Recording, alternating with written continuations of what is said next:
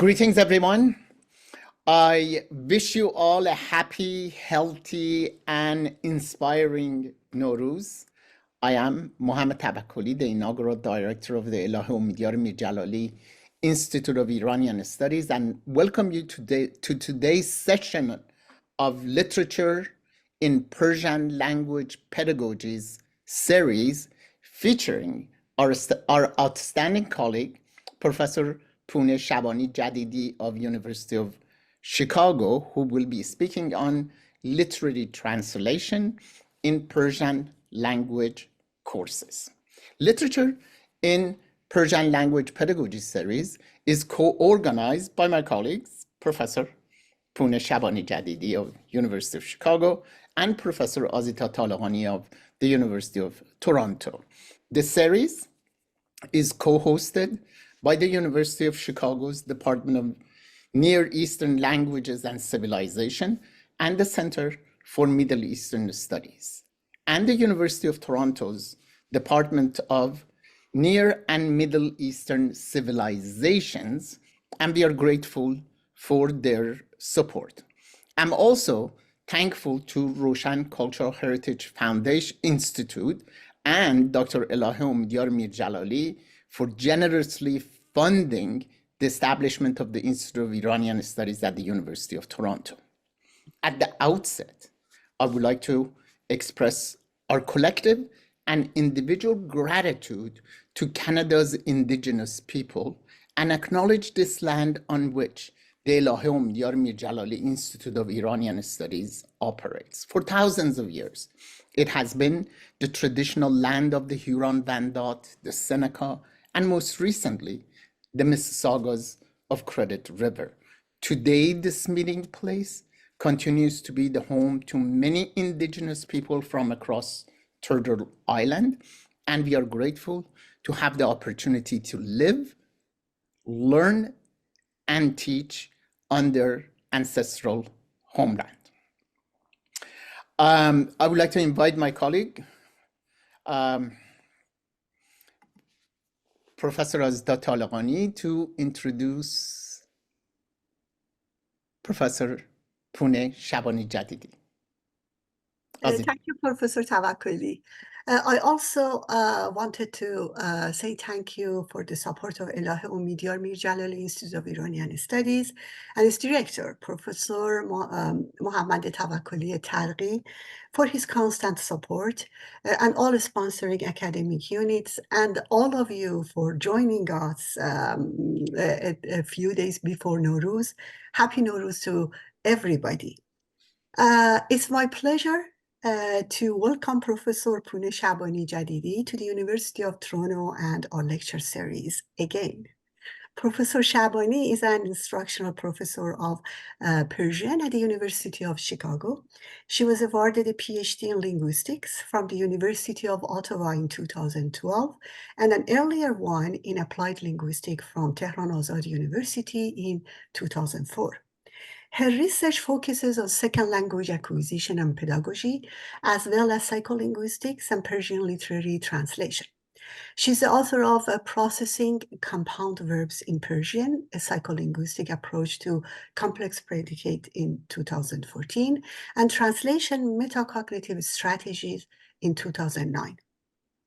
In addition, she is the editor of the Routledge Handbook of Second Language Acquisition and Pedagogy of Persian in 2020 and co-editor of both the Oxford Handbook of Persian Linguistics in 2018 and the Routledge Handbook of Persian Literary Translation in 2022.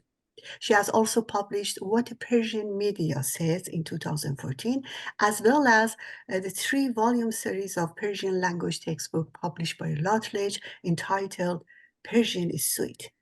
Her forthcoming edited volumes are The Art of Teaching Persian Literature from Theory to Practice, co-edited with late Frank Lewis and Asghar Sayed Ghurab, which is expected to be published by Brill in 2024, and Persian Language Pedagogy, New Trends and Innovation, co-edited with me, Azita Talaqani, which is expected to be published by Routledge Book Series in 2025. She served as president of the American Association of Teachers of Persian in 2018 to 2020. The title of Professor Shabani-Jadidi's two-day lecture is Literary Translation in Persian Language Courses. Please join me in welcoming Professor Shabani-Jadidi to our lecture series. Professor Shabani. Thank you very much, Professor Talaqani and Professor Tawakkoli Taghi, for this very kind introduction. And pishapish Nowruz hamagi mubarak. So I would like to share my screen, if you allow me. Okay, I hope you can see it. Yes. All right. Very good. Oops. Okay, that is not the beginning. Okay. So today I would like to talk about two of my passions, literary translation and teaching Persian language. As Adita mentioned, I come from a background of applied linguistics as well as linguistics. And I have done some literary translation myself, actually co-translated, because I believe in co-translations. I'm not a native speaker of English, so I always match with one native speaker, especially with my longtime co-translator, Professor Patricia Higgins. So far, we have translated 5 books together. 4 of them are prose, and one of them is prose and poetry mixed. And we are now translating poetry by a poet, contemporary poet of Afghanistan.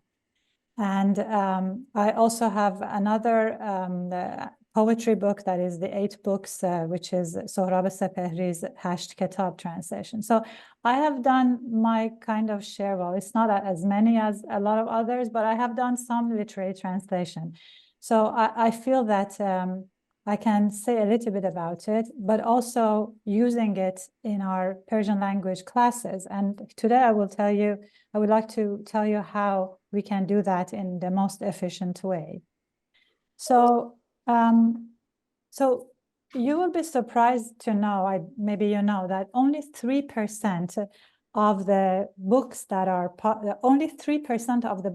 published in the United States are actually translation books, and this includes all books, not just literary, not just the works of literature, and very limited, percent of that 3% is from Persian into English. So I feel that we as Persian language instructors have this responsibility to make our students, or to train our students, so that they can actually change this, very little percentage. So 3% in the US, while in European countries, like in Italy, for example, it's over 50% of the works that are published are translations. So there is a dire need for translation. So that goes the importance, the significance of this study. So the outline of today's talk, first I will talk about whether to use translation in language classes or not, what are the pros and cons, what are the fors and againsts. And then I talk about a literary translation course that I developed, how I developed it, and what is included in it. For example, translation theory, what translation theories, and contrastive analysis and translation. Then I will tell you about a bit about what other people, as I said in the abstract, what actually giants of translation from Persian to English say about Persian literary translation, their process of translation, their practice, and what difficulties they encountered. Then I will make a distinction between translating Persian literature versus Persian literary translation in the actual language classrooms. Then I will compare reading of source text and target text, and then I will explain why it is important. And I will finish today's talk with an assignment sample for this Persian literary translation course that I started last year, and this is the 2nd year I'm teaching it. So translate or not to translate, that is the question.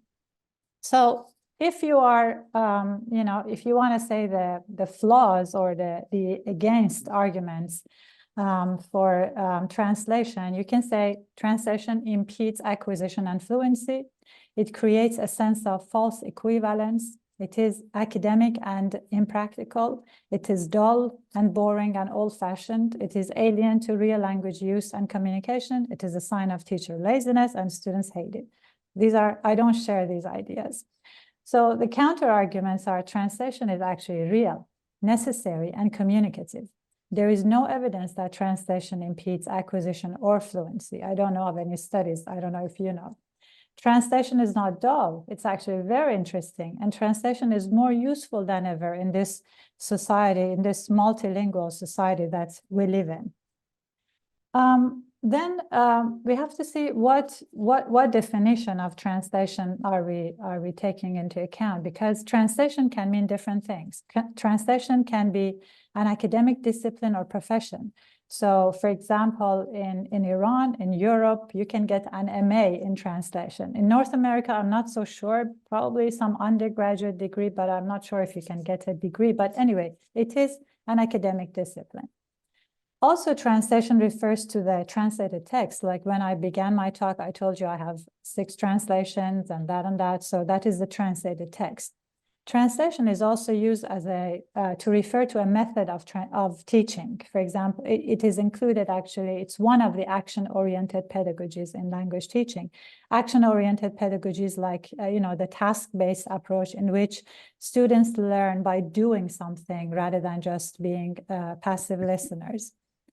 Translation is also a means of learning, and it's also pedagogic translation, which is a tool for teaching a foreign language. So let's get back to pessimistic, optimistic kind of duality. So translation under pessimistic, so people who are looking at translation under a pessimistic lens, they can claim that translation is artificial, stilted exercise that has no place in a communicative methodology. Translation into second language is counterproductive in that it fosters learners to view the foreign language always through the prism of their mother tongue. Translation into second language is a wholly purposeless exercise that has no application in the real world. Translation and translation into second language are frustrating and demotivating exercises in that the student can never attain that level of accuracy or stylistic polish of the version presented to them by their teacher. Translation is a method that may well work with literary-oriented learners who enjoy probing the intricacies of grammar and lexis, but it is unsuited to the average learner. But we can argue that our learners are not average learners. I mean, more than 2/3 of the students in our classes come to our classes because they want to read Hafez, they want to read Rumi, they want to read Persian literature. So people who look at translation under an optimistic lens, they argue that translating enhances communicative competence. Translation activities can be employed not only to enhance the 4 main language skills, that is the receptive ones, listening and reading, and the productive one, writing and speaking, but also to develop accuracy, clarity, and flexibility. You can never be sure of, if the students in an advanced course actually understand the classical text you bring to class unless you ask them to translate it. Form-focused exercises, including translation exercises, are more effective means of teaching grammatical accuracy than merely meaning-based work alone, because you make students notice the form that you are actually trying to teach.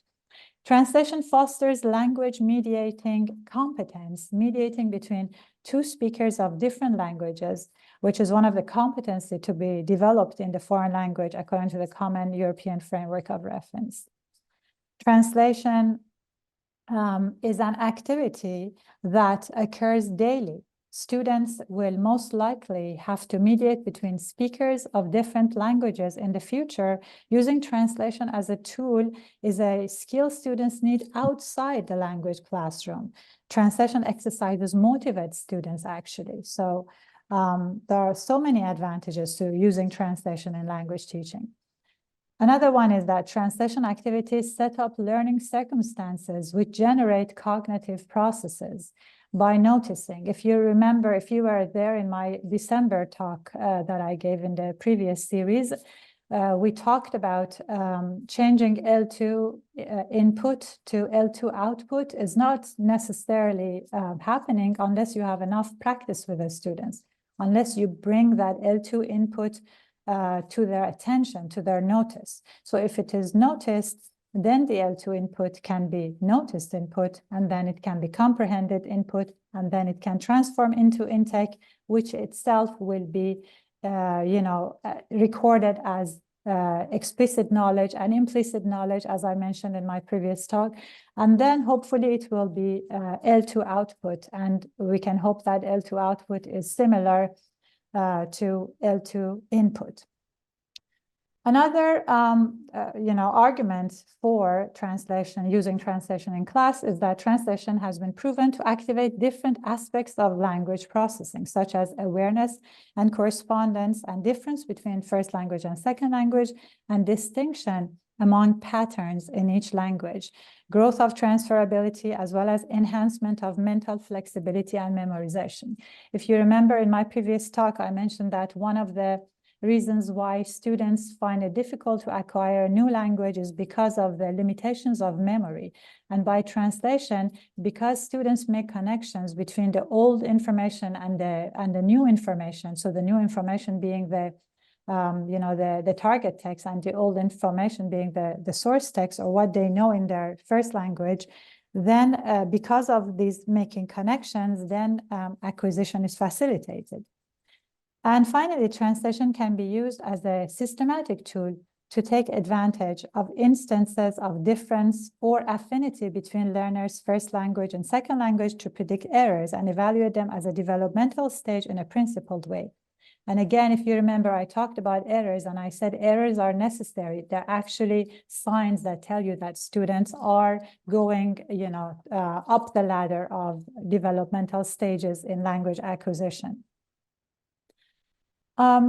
Especially in today's world, in contemporary language classes, we have to use translation because of the deconstruction of the monolingual doctrine that is considered some kind of decolonization. So because monolingualism is no longer the default for human communication, due to globalization, immigration, socioeconomic mobility, challenges to hegemonic languages, etc.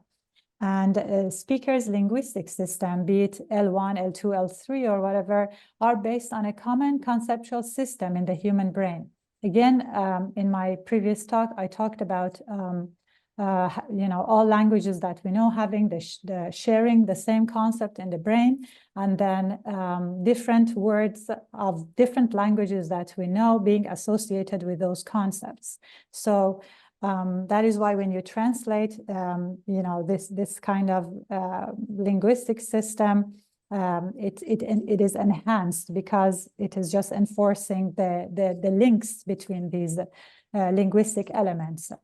Incoming information in a bilingual brain must be matched up against prior knowledge, like I said, which is used as basis in order to understand and learn more. And finally, L2 learners inevitably refer to their L1 and make use of translation to assist the process of L2 acquisition. All of us, especially when we started learning a language, we always did some kind of mental translations. So why fear it? Rather, it's better to welcome it and to actually harness it in our language pedagogy. I would like to discuss the difference between two pairs of terminology: multilingualism, plurilingualism, and interlanguage and translanguage.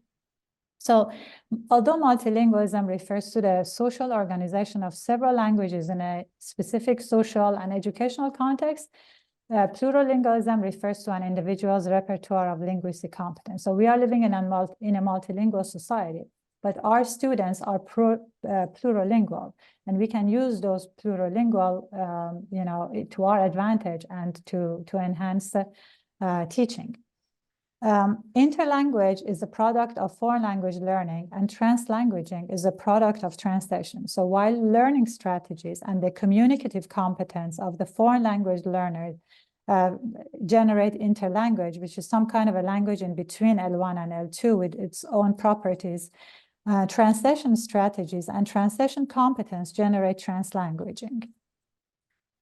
So now, after these introductory remarks, I would like to tell you about the course that I developed after doing a study on what literary translation course should entail. And I developed that course using a backward design model in which first you identify the desired results, what you want your students to be doing at the end of the course.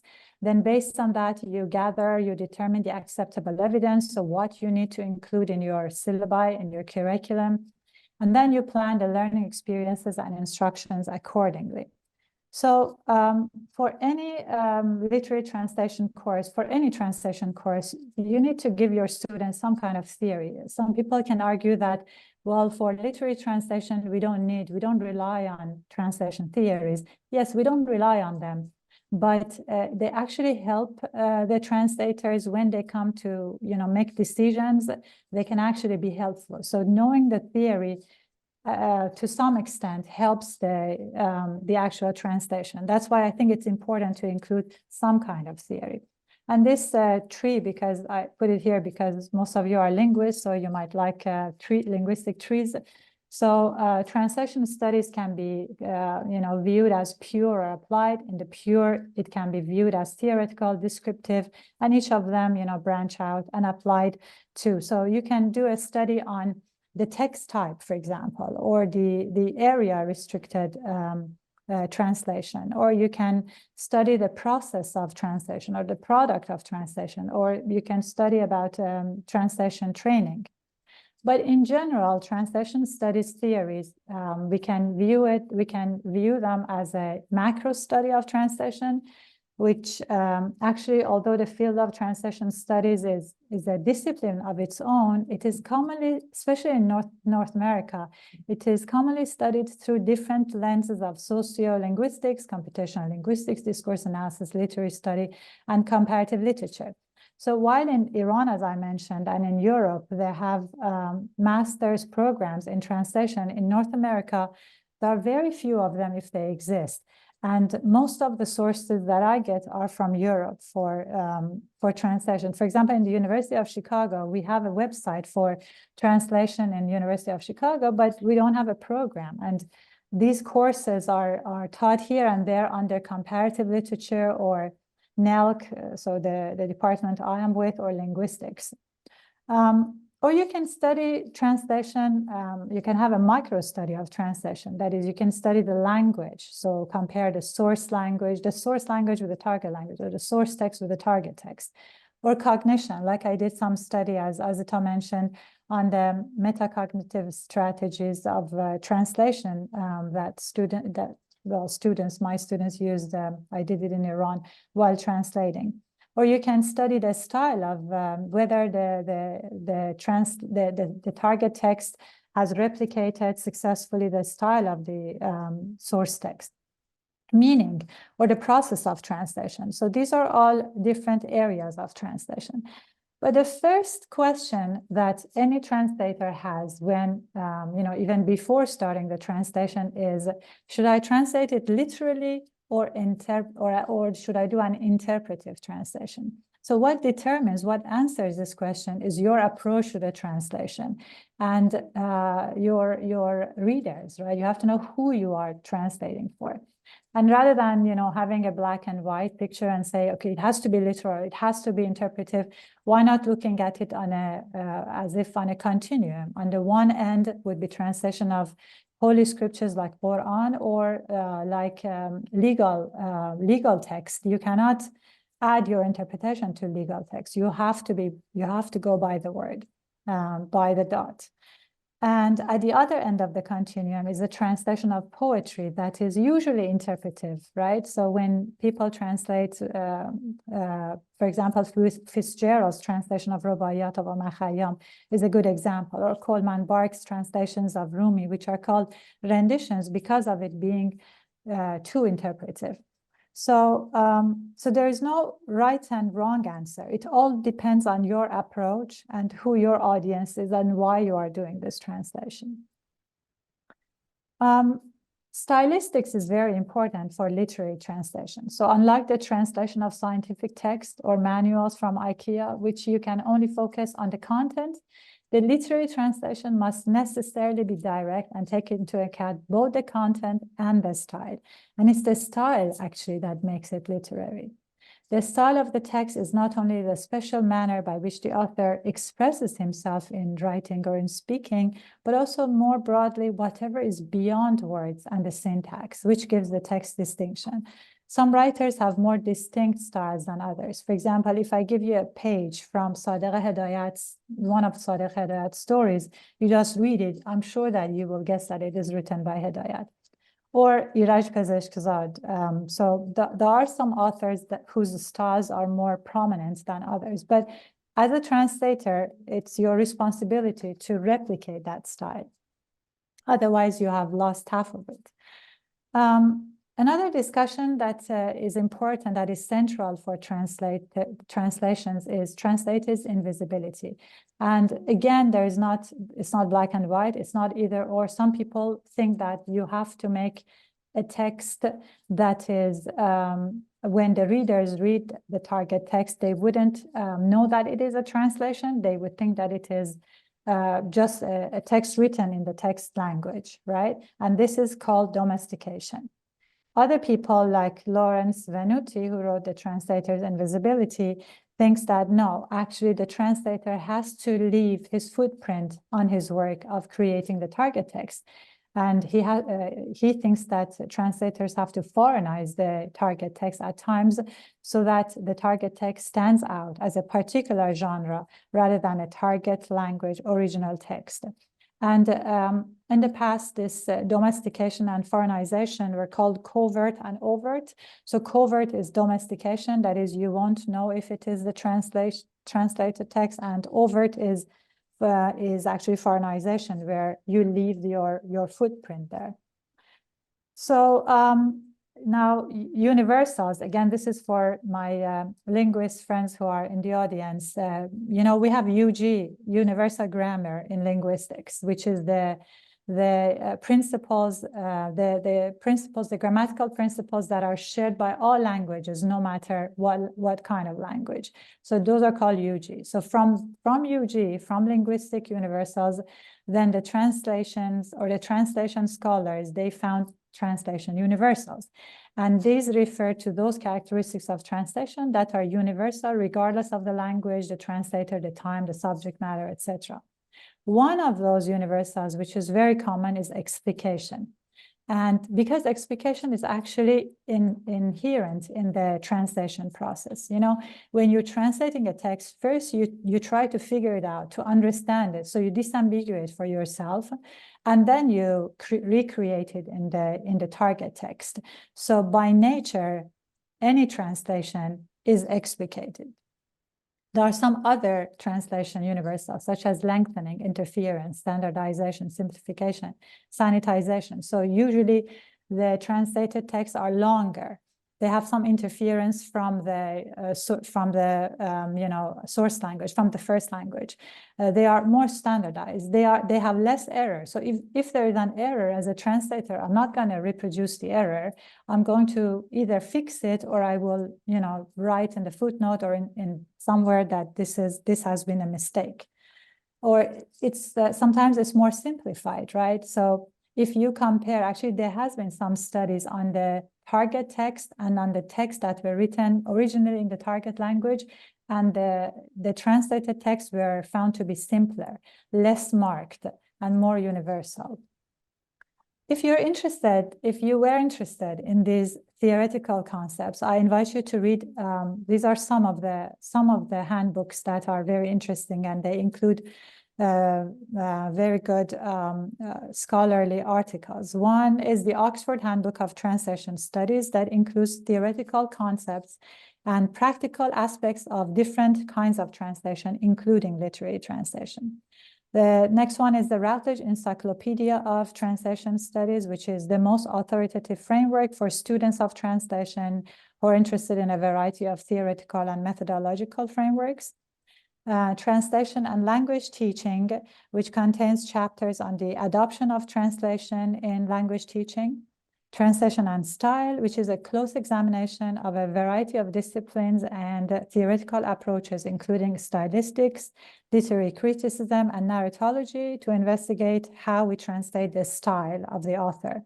And finally, the Routledge Handbook of Persian Literary Translation, which I co-edited with two other colleagues, and it was published in 2022.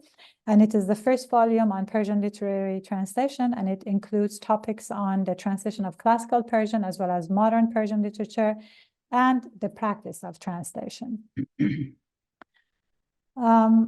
So now I would like to draw your attention to another important key concept that you have to include in your course on literary translation or just any translation, and that is contrastive analysis. So in order to translate from source language to the target language, you have to do some kind of comparison, right? To know the grammatical differences, syntactic differences, lexicosemantic differences, semantic field differences, missing terms in one language, morphological differences, and pragmatic and discourse analysis differences. As for Persian and English differences in grammar and syntax, when it comes to translation, I'm going to give you some examples. For example, Persian pronouns do not have gender, as you know. So the case of beloved in ghazals is problematic in translation. So some translators have translated the beloved as he with a small h or she with a small s, or he with a capital H, meaning God. Or sometimes even I have seen a translator who translated as you, so instead of doing, he or she. But again, when, for example, Hafez wrote that book, that's a ghazal, he might have meant all of the above, but we have to make a choice, as a translator of it, because in English, the pronouns have gender. Unlike English, Persian is a verb final language. So when the ghazal was written, radif and qafiyeh is not, it is still hard, but still, if you say miravam, miravam, miravam, it rhymes, right? But when you want to replicate in English, you cannot, you cannot replicate that. You have to find some other ways of rhyming. Other distinctions are some verbs in English are accusative and they need a direct object, while their equivalent in Persian is not, and it needs an indirect object.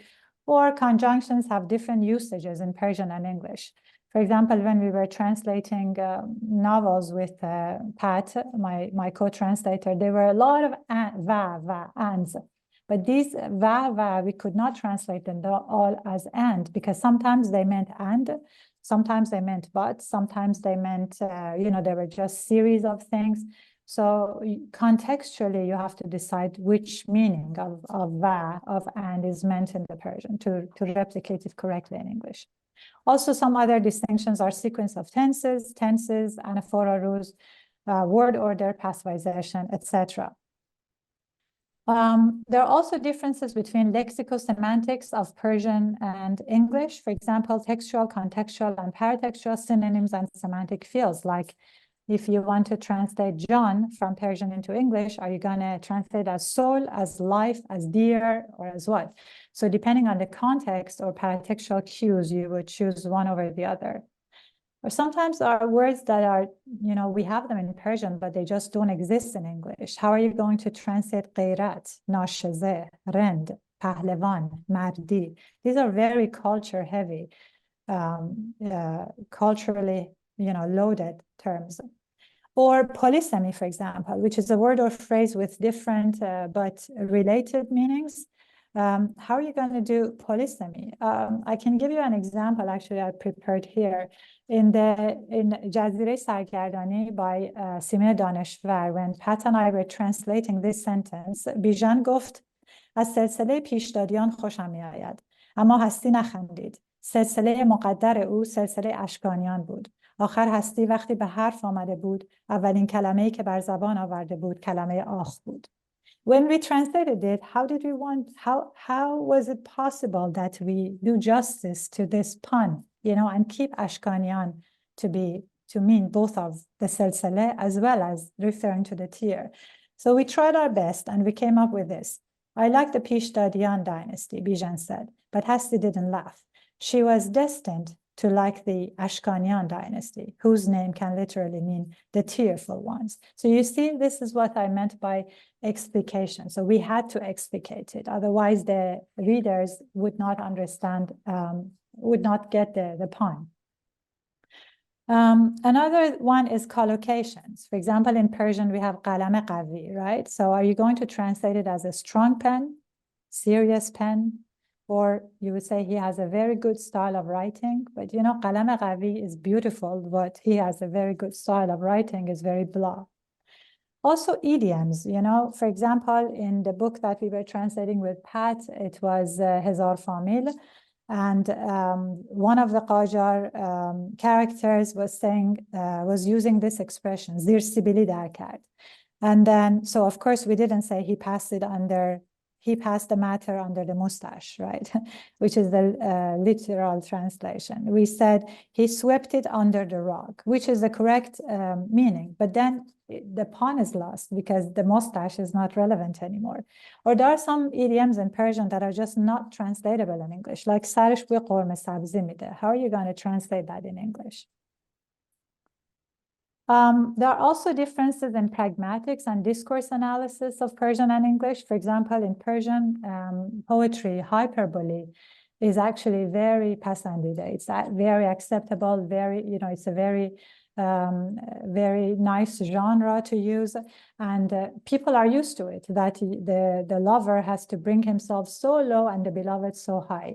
But in English, this sounds very dishonest. So people tend to, not use as much hyperbole as we do in Persian. There are a lot of cultural differences that is hard to translate. Registers, there are different registers in Persian, so we speak differently to different people depending on our addressee. And in English, not necessarily they have the same concept. Or repetition in Persian is actually it's a style, right? You use va, and then you put a lot of synonyms one after the other. But in English, they don't have it. They consider it redundant. So when you're translating in English, perhaps you just use, one meaning, one equivalent. Okay, now, as I said in the abstract, I'm going to tell you what some giants of the field say about their process of translation. And in order to do that, I read their translation as well as the forewords and the afterwords and the articles that they wrote about the process of translation. Actually, Professor Qanun Parvar has a book on his process of translation, which is very interesting. And in that, or in one of his articles, he refers to one of the most difficult things for him when he encounters in his translation is that translating different registers and accents in a novel, as well as the poetic language of some of the novels in the mode of magic realism, which he referred to. I think he was referring to Khanim Ravanipour's novels, which they use magic realism. Or for example, Dick Davis, the translator of Shahnameh Nizami and a lot of other books, a lot of other poetry as well as prose, mostly poetry, who says that the difficulty of translating lyric poetry in comparison to narrative or epigrammatic verse is due to its subject matter being something inward. So allow me to read his quote because it's very interesting. He states, quote, "What the translator finds himself trying to bring over is the style and sensibility. If at times the feeling and the form of a narrative passage elude a translator, he has at least the story to fall back on. If the feeling and form of a lyric poem elude the translator, he has, practically speaking, nothing. And he's right. So Geoffrey Squires, another translator of poetry mostly, considers ambiguity and polyvalence that make the interpretation of a Persian poetry an open field of possibilities. He states, quote, "Such linguistic difficulties shade into literary ones, such as the incongruence of the Persian ghazal, the English sonnet in form, length, meter, rhyme, and register, which in turn enter the realm of cultural difficulties," unquote. Franklin Lewis, who passed away very sadly, so he, for him, he mentions domestication, that is covert translation, to be problematic. And he says that this makes versions of Persian poetry, especially Rumi's poetry, crafted so as to make Rumi speak like a modern mystic for a modern audience, as if he were born in the United States in the 20th century. And Bly and Lewison, who talk about not knowing the subject matter, in addition to the linguistic ability, in linguistic inability, are the problems of a lot of translators who produce unsuccessful translations. Actually, Bly and Lewison, they translated 30 ghazals of Hafiz, and yes, so here. They translated 30 ghazals of Hafiz, and it took them 14 years. And they very beautifully talk about the process of their translation, their co-translation step by step, and I find it very interesting. So I would like to share it with you if possible. So they say that the first thing they do is they do a word-for-word translation as well as an annotated commentary on each ghazal. Then they turn each stanza into clear prose. Then they bring the mood, sound, and the rhythm of Persian into English. Then spending several days arguing and talking about each poem. Then they choose one or several or sometimes completely new version as the final version. This is exactly what Pat and I do. And then they rework each of the drafts of ghazal over the course of several years based on the new research and commentaries. So based on all these, the literary theories that we discussed and the giants of the field, talking about their own process of translation, I would like to talk about what I do in my classes, what I do with the literature in my hand in my language classes. So I would like to make a distinction, a clear distinction between translating Persian literature versus Persian literary translation. So I use translation as a tool in my even first year, second year courses. So this is a page from the textbook that I co-authored with Professor Dominic Brookshaw at Oxford for the second year of Persian. And we have included a poem by Sohrab Sepehri. So what we ask the students to do is to just translate it, not to come up with a literary translation, but just to translate it so that they understand it. And then they're also supposed to underline the verbs that are in past tense. So shode budam, miwazid, amade bud, por karde bud, and all that. So that, and then you can ask them to memorize, 2, 3, or one stanza. If they do that, then it's just, they're not going to forget how to make, past perfect or past progressive, because they always have that sound of poetry in their mind. Or you can just ask them to add 2 lines to it. So you can do a lot of things with Persian poetry, not necessarily making or asking the students to translate it as a literary translation. So that is what I do in the lower levels. In higher levels, so when in advanced levels of translation, I do something else. For example, this is the assignment sample that I give to my students. So let's say I'm going to meet them on Wednesday, right? So before that, by Sunday, this Sunday, they have to translate one ghazal of Hafiz, right? And before that, I give them an interlinear translation and commentary. I'm going to show you what I mean by interlinear translation.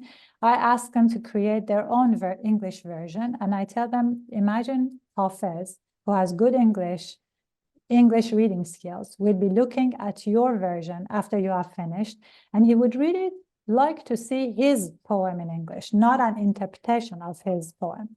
And then I ask them in an accompanying commentary, discuss your strategy for approaching the translation. So they might answer these questions. What seem to be the greatest challenges of translating the poem? Where did you come up with solutions you are especially happy with? Where did you feel you weren't really able to do it justice? What sort of general principles did you follow in making your decisions? Did you find yourself thinking of a particular audience other than Hafez? And if so, who were they, and how are you trying to reach them with your version?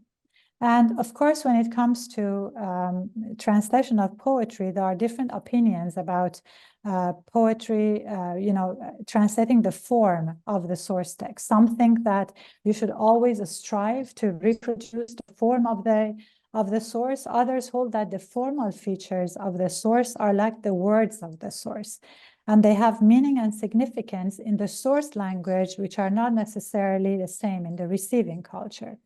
So based on that, I ask them if they decide to create a non-rhymed English version or a partially rhymed version or a version that uses a different form in other ways, they should explain why and what they hope to achieve or avoid.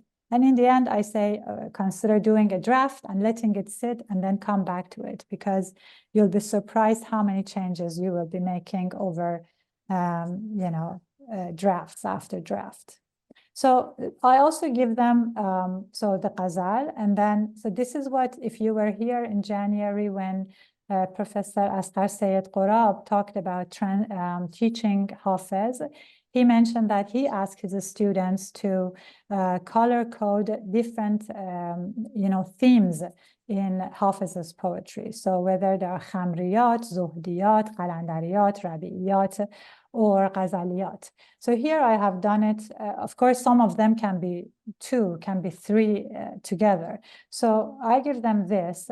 I can ask them to color code it themselves, or I can help them the first time.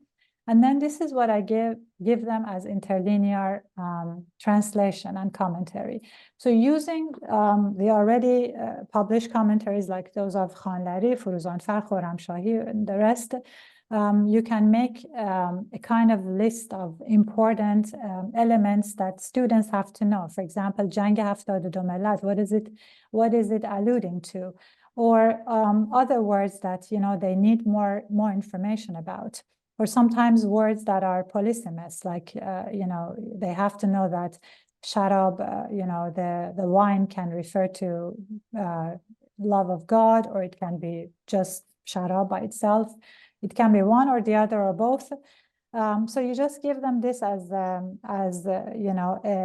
kind of a guide, and then you ask them to come up with their own translation. And then when you see them in class, right, on Wednesday, let's say, you give them the ghazal, this time in the nastaliq form, in the calligraphy form, so that they get used to it. And because they have wrestled with translating the text, then they are not going to have a difficulty reading this kind of,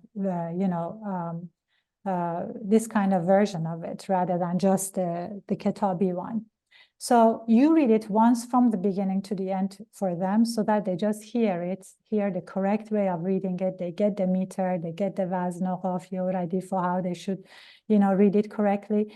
And actually, you can find some readings in YouTube which are beautiful. This one is in other varieties of Persian. Like this one is Dari, for example.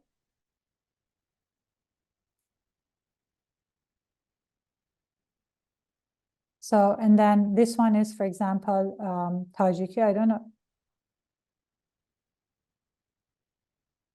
So you can find different varieties, or you can find different, Iranian singers who have sung it. Like Shajarian has sung a lot of Hafez's ghazals that you can use.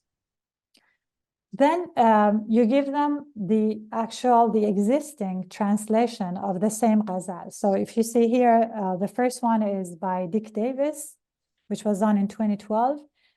This one is by Peter Avery, that was done in 2007. And this one is done by Bly and Lewison in 2008.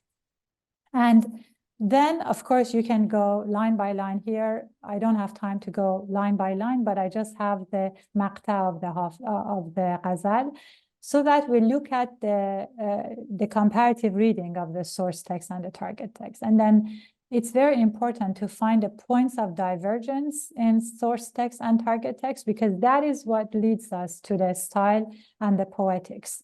And if you see here, the most, let's say, the one that has been translated differently in all of these three is Sar Zulf Sukhan and Be Qalam Shane Zadan. So Sar Zulf Sukhan has been the triceps of speech, the curly hair of a speech, or the curls of a speech.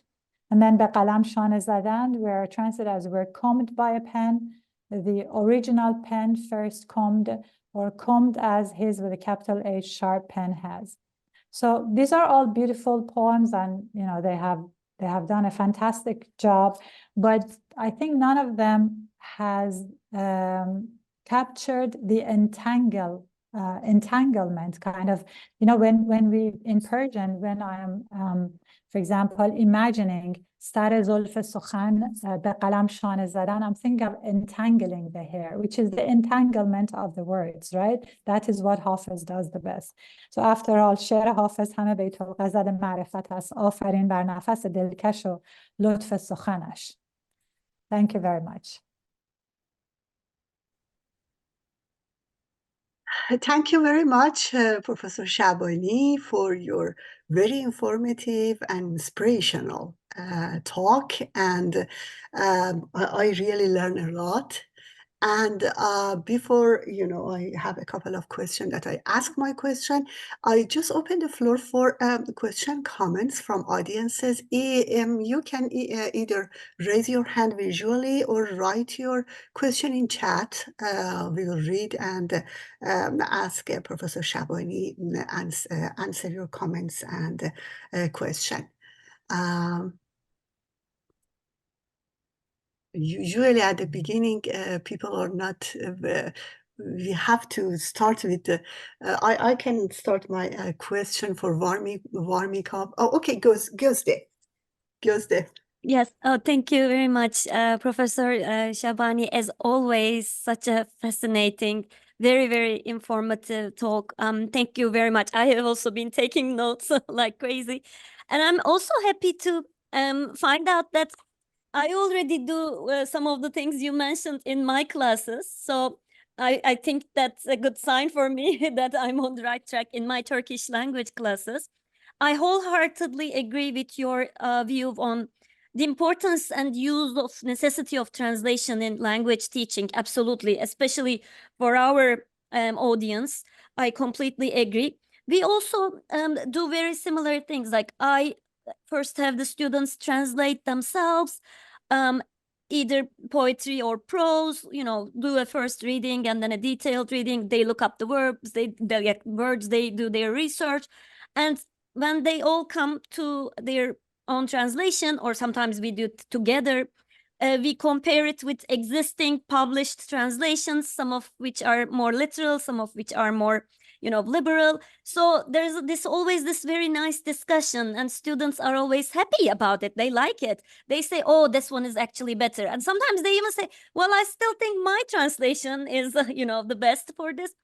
What I would like to ask you is, do you use, or do you recommend us to use other sorts of translation than written translation too? And the reason why I ask is that I noticed I sometimes use on-site translation. Like when we are working on a sentence together, I ask the students to try to translate on the spot, just read the sentence and translate it. And I feel like it helps with the syntactic analysis and helps them learn more about the structure. if you have any comments on this, I would be very happy to hear. And thank you so much once again. This was fascinating. Thank you very much, Gözde, for your question. I'm happy that you do the same in your classes. So I think it depends on the poem that you're talking about. So I can bring, let's say, a modern poem to class and ask my students on the spot to translate, no problem.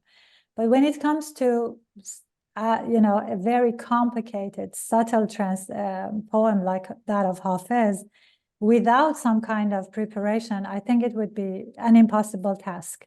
There is no way they would know the allusions. There is no way they would know the literary devices used. So they need a little bit of push, at least at the beginning, right?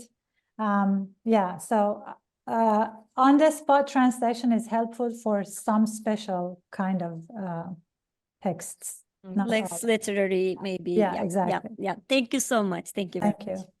Thank you. Pouneh Jan, Dr. Shah has a question in chat.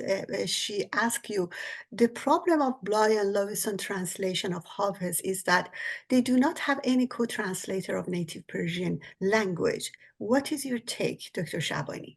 Oh, I completely agree, Mahashan. I mean, that's why I'm a native speaker of Persian, and Pat is my co-translator for 20 years, or maybe a bit short of 20 years. So she is a native speaker of English, obviously, but I don't think that I can translate something just by myself.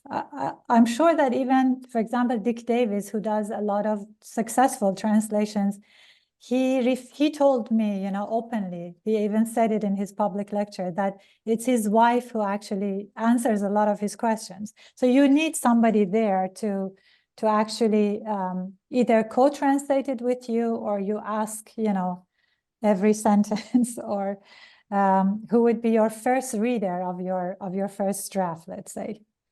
Yes, I agree, Mahveshan. Okay, thank you. Another question from Dr. Mitra. A very great talk, Dr. Shabani. One thing regarding poetry translation, Farsi to English, in my opinion, is the heart, capital letter, of the intended message and meaning by the original poet. That mostly is not the exact, again in capital, meaning meant by them when it's translated. Right? Absolutely. Like I was telling you about the giants of the field and what they think the biggest difficulty is for them when they translate. And it was the exact same thing, that translation of Persian poetry is like an open field of interpretations. I think that's what Jeffrey Squire said. So of course you can interpret it in any way, and that's why people's interpretations are not the same as Hafez. I mean, even native speakers, right? Even two people's interpretations are not necessarily the same. Yes, absolutely right. Thank you so much. Another question is actually, I think that Mina asked, thanks for fascinated lecture. Is any course in translation in Toronto? I can answer, yes, there is a course that I am teaching translation theory and techniques, but unfortunately we are not offering every year. It's undergraduate course in Persian studies, but I am planning to cross-list it for graduate students too. Yeah, we have that course. Okay, any questions? Okay, yeah, Dr. Soili.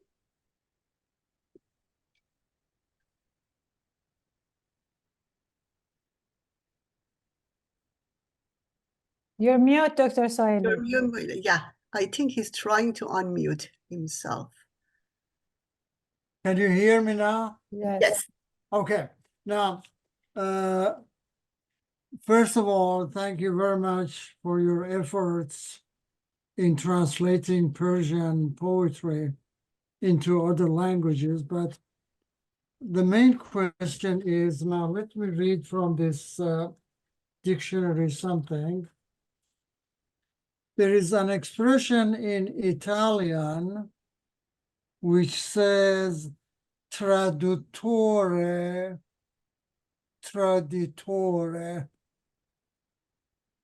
traduttore, traditore.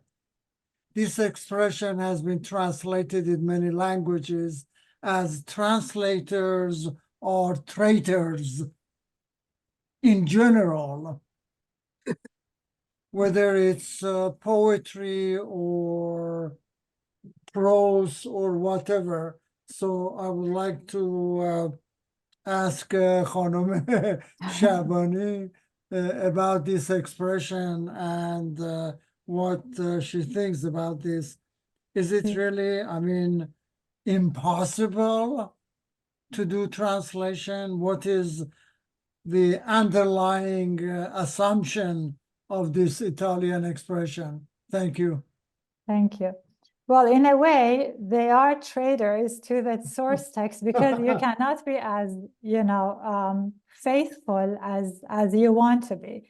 I remember in Iran, after I got my undergrad in English translation, they made us swear, putting our hand on our heart and then swear that we will be faithful to the text when we translate. And is it possible 100%? Maybe not. But is it necessary? Should we discard translation altogether? If there were no translators, then Persian poetry with all its richness would not have reached the West, right? So even Fitzgerald's translation, even Coleman Barks' translation, they have their own. They have their own purpose, right? And they have, I think they have served their purpose. So I would not say that they are completely traitors because they actually contribute so much to the understanding of, intercultural understanding as well as multilingual understanding. Yeah, but thank you so much for your question. Thank you. Okay, Mitra has another question. Mitra Jan, would you please unmute yourself and ask your question? Yeah, perfect. So thank you so much, Pouneh Jan. I learned a lot, and you just took me, to the old days that I was teaching translation courses to students at university. But here I'm not teaching translation. I'm mostly, teaching communication skills to students at university and college. But my question is this, because it has come, to my mind several times, just, as a proposal, giving to my chair, the school that I'm teaching there, that, okay, we have, for example, Japanese language, I don't know, Chinese language, Italian language. We have, so many general education courses. And I see in my college, there is no place for Persian language. So this is, something that I want, to connect with both of you. I mean, with three of you, or maybe, all of you that you are having, going through the same. And I wanted, if I want to start, compiling, let's say, a basic course in Persian language, let's just start, with the structure, right? Or with the vocabulary. I don't know. I have no idea, but I see that you and Dr. Azita and Dr. Mohammed, I think you can help me, because this is just, something that I have in my mind, and I want, to work on that. But the question that I posed here, you said that you're teaching, this course to students at university, right? So my question is this, that what is the background of your students who are attending, your course? Are they Native American speakers or international students, or maybe you have, some Persian students as well? So this is something that I want to know, and for sure, it will affect the way that you teach, the course, and you want them, to do something. And I know that poetry is totally, different from prose, but this is, something that I want to know. Thank you. Yeah, thank you so much, Mitra Jan. For your first question, I refer you to become a member of American Association of Teachers of Persian, AATP, and over there you have a lot of resources for where to start, and you can reach the people and they will guide you. For your second question, yes, it is very important who the students are. My students are, I have so far 8 students in class this year. Last year I had 6, I think. Almost all of them are graduate students. So I only have 1 undergraduate student, but he's just exceptional. Like he's between undergrad and grad. And what they study, so they are mixed. So this undergrad is American, other ones are, some of them are Urdu speakers, some of them not. Many of them know Arabic already, so it's kind of facilitates the job. Yeah. But yeah, there is it depends on the group. You're right. But you know, if I wasn't sure whether they can handle it, I wouldn't have offered this course on Hafiz. Like last year when I started, it was just a general course on translating Persian poetry. And I did different kinds of poetry, modern and classical, and I started with modern. But this year I know exactly who would be. So you're right. The students are very important. Okay, thank you so much. One more time. What was the name of that association? American? I'm gonna write it here. Yeah, AAT. perfect. Thank you so much. Thank you so much. Göste, you had a comment about the translation that, Yes. you know, Pouneh discussed. Would you please Yes, tell us? of course. I mean, it's to follow up on the idea that translation is treason in a way. There's this saying that some people use in Turkish, I mean, which I don't like because it is sexist, definitely. But they say translation is like a woman. If it's beautiful, then it's not loyal or faithful to the original. If she is loyal or faithful, it is then not beautiful. But I was saying is I agree that translation can be both, just like women and men for that matter. But I wanted to share because I find it relevant. Thank you so much. It was very good. Yeah, I like that. Okay, any other question? So I have a question. okay, Dr. Oh, Dadgar. Yeah. Thank you very much for highlighting the significance of translation and the method theory is very, very nice, I think, because we learned some new things. One potentially is speaking that that is the difficulty of the transmitting all of the non-technical term in translation. Do you think that it is a that is inefficiency in this case, and also are there any solution for that? It is you know, just for formalism when we talk translation as a kind of the formalism, there is no problem in that. But when we want to really transmit all of the non-formal and non-technical, it is not easy. So this is one question, and another one is that you said that it generate cognitive processes.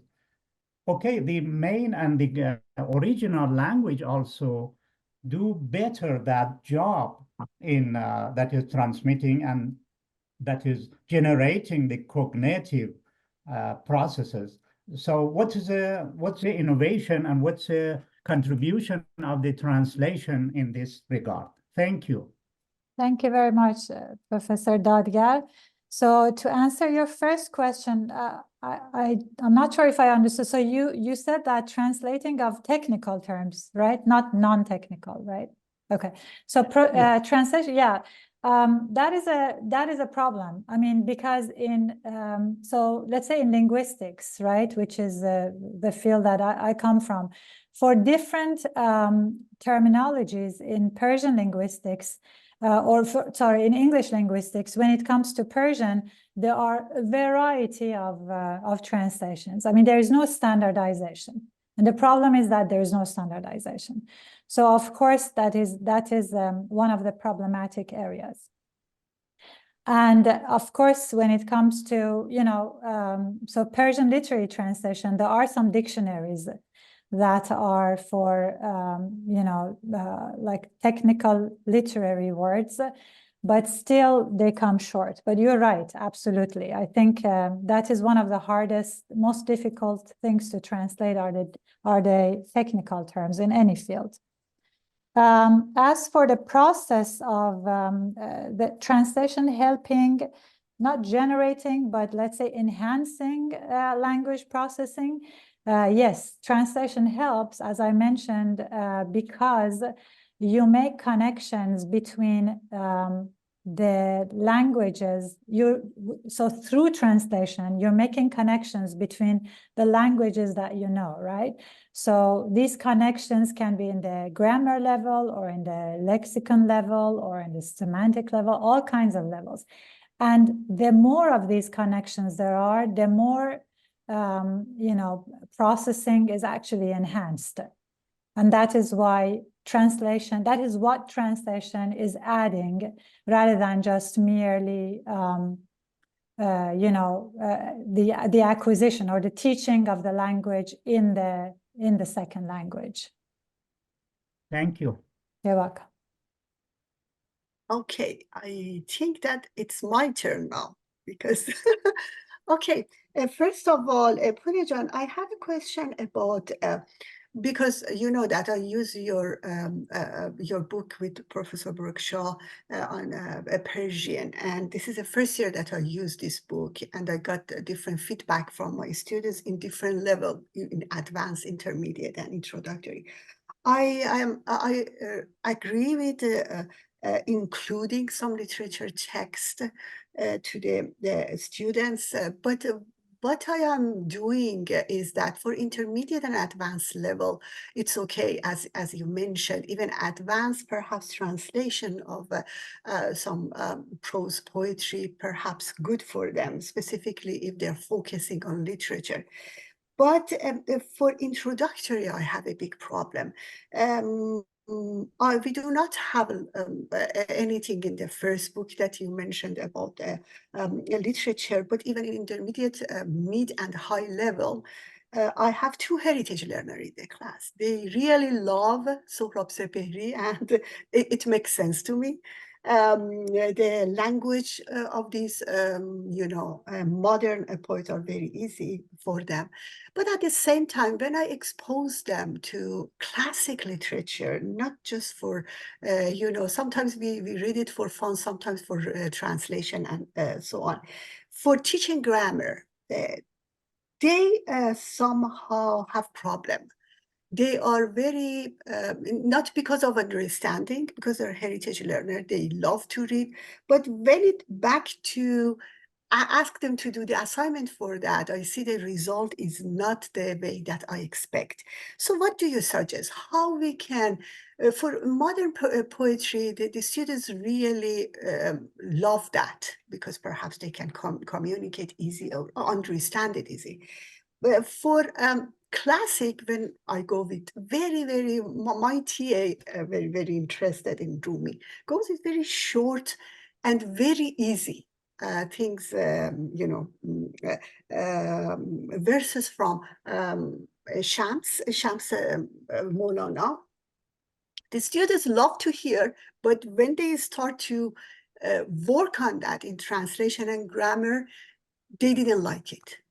So what do you suggest? How we can not push them, encourage them somehow to learn language and test the language, the knowledge heritage learner that they have for classic literature? Yes. Thank you, Azitajan. It's a very interesting question, a very important question. So, like you said, Sohrab Sepehri is used to help teach grammar in that book, right? But classical text is not used in the grammar section. It is used, so out of the 15 lessons, classical text is introduced in the last 5. And that is only like 5 or 4 lines of classical prose. Yes. And that is so that they're just introduced to it. And I say that depending on the students, like my students, as I told you, half of them come from Arabic background, and a lot of them are Urdu speakers. So when it comes to those kind of tests, they actually enjoy it much more. And they say, oh, I wish you would give us more of this kind of text. So they benefit more because, that's what they work on for their own PhD or master's dissertation. Yes, yeah. And then the other students, I have like one heritage learner in my class, and she finds it interesting because we bring, I ask my students, what differences do you see between this text and the modern text that you read? So noticing again. So by noticing, by making them conscious of the differences, then they it's like a puzzle solving, it's like mystery. So they enjoy it. So there is always, you can make a good exercise out of a text, depending how I you totally approach. agree. Yeah. Because I have another Urdu speaker in my intermediate high level, and PhD students in philosophy enjoy Kimia Saadat and the top things that but my two language learners, they are heritage learners, they are good at Persian. They don't like it. They said that we like is like the rhythm rhyme of the classic poetry. We like it, but not classic prose. They tell me that this is so complicated. What is this? Is this Persian, prof? Then they said that, yeah, this is Persian. But my Urdu students really enjoy it, and it comes from the philosophy. That's why I love those kinds of the texts. Thank you for your answer. I just have Dr. Mushiri's hands up. I want to ask ask the question. Professor. Thank Dr. you so much. Just a point regarding classical Persian. I think most of universities in the West, they don't have a specific course to teach classical Persian as a language, rather than they put it like your course, Professor Talabani. They teach it in advance. So you read newspapers, you read sophisticated Persian modern poetry, but also then you put some classical in it. I hope in the future we can develop some courses that are specifically geared toward classical Persian teaching and pedagogy, basically, which is a completely different beast in my opinion. When I translate Shamsa Tabrizi, it takes me 2 days to translate one sentence because it's very complicated. And it's not as easy as translating, let's say, I don't want to put down Sohrab Sefehri, but translating Sohrab Sefehri or Simin Behbahani even, although she's classical as well. So because it's completely different beast, and I think with other languages like with modern Turkish and Ottoman Turkish, we also have that problem. If you're teaching modern Turkish, then Ottoman Turkish has to be a completely different course, because the grammar, the lexicon, everything is completely different than what modern audiences ear are used to. That's the only comment I wanted to make. And thank you for a wonderful talk. That is actually, thank you, Abul Fazjan. Actually, in an ideal world, we would have our heritage learners in one group, people who come from Urdu and Arabic and are interested in classical in one group, people in modern in one group. Well, we don't live in an ideal group, an ideal world, unfortunately. So that is why we have to do with what we have, right? And so in that textbook that Azita is referring to, so the last 5 chapters are they include classical text. The first 10 lessons, they include modern prose. So from Ghazali Alizadeh, Iraj Pezeshkzad, Simin Daneshvar. So students are reading little by little. The text size is increasing until lesson 10, which then it becomes short, but then it becomes intense because it's classical Persian. But I wish we had more, the ability to teach a variety of courses, including classical Persian, like they do with Ottoman. Exactly. I totally agree. If we can separate these kinds of the courses, I think that it will be more beneficial for our students too. If we have all in one class, I have to make a balance. I cannot just focus on classic and I ignore the other students. I have to make a balance. And if we have specific course that we teach, as Dr. Moshiri mentioned, just classical Persian, it will be very, very beneficial, specifically for our graduate student, because they Yes, yeah. Just as Dr. Moshiri was asking his question, I was typing on the chat about the Ottoman Turkish, really, because I just give very few examples of the Ottoman court literature, işte divan edebiyatı in the very advanced classes. to compare it with the folk Turkish poetry, which is, you know, still more accessible to a native speaker of Turkish. But that is the thing, really. My Turkish heritage speakers, when they hear an example of, you know, Fuzuli, we have Ottoman court literature, they are like, what is this? It is so difficult. We don't understand. But if one of the learners is a native speaker of Persian, they're like, oh, but I understand this. Like this is so easy. So I completely agree. We should have specific classes for specific purposes. It's very, very interesting. Okay, thank you so much, Göste. Thank you. Any other question, comments in the chat? Pouneh Jan, many our audiences thank you for the insightful, informative, encouraging talk, and they say Happy Nowruz.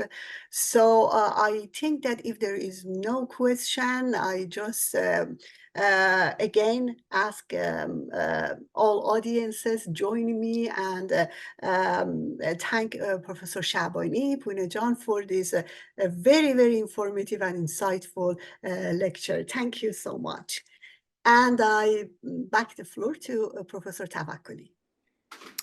Thank you. Ustad Pouneh Shabani-Jadidi, thank you for your informative and illuminating AD Nowruz gift.